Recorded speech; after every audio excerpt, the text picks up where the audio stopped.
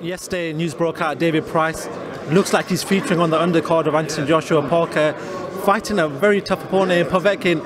How did that fight come about? It's an interesting one. I spoke to World of Boxing, who have Povetkin, because we obviously work with them on Bivo as well. And Povetkin looks like it's not been called yet, but he will be Anthony Joshua's eventual mandatory. So World of Boxing said, you know, we quite like to box on his undercard, you know, get a little bit of exposure, etc., etc. So who could we fight? And I spoke to Chisora, I spoke to Price, and Price came back and said, yeah, I'll have it. So I went back to Povetkin's team and said, Price will have it, and we're waiting to hear back from Povetkin's team actually, but I'm hoping they decide to have it, and it's a great opportunity for David Price. He has nothing to lose. I mean, it's a tough fight for him. But what else, you know, he's just had a 6 or an 8 rounder, you know.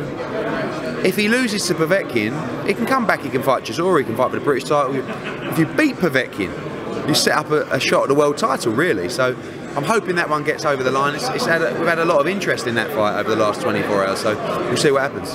Talking about that, is that Anthony Joshua's route? You've got Parker, then looks like Povetkin, then maybe a Wilder fight at the end of the year? Yeah, I mean, AJ wants to fight Dillian Whyte. I mean, like every time he gets asked a question, he wants to do the Whyte fight again. So we'll see what happens here. I'd like Anthony to box 3 times this year, which would be March the 31st, probably end of August, and then December.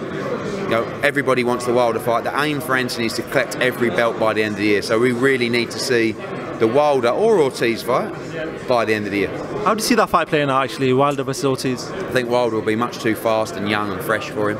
I think Wilder will knock him out within 3 rounds. Finally, I know you've got a press conference on Tuesday in Liverpool regarding Amir Khan.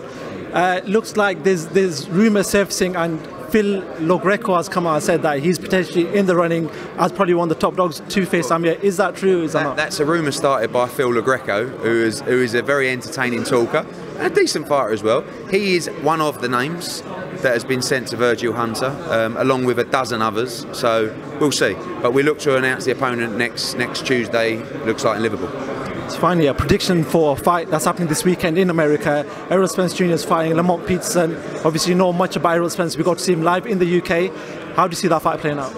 I think Peterson's a good fighter, but I think he's beyond his best. And I see Errol Spence winning every round of that fight.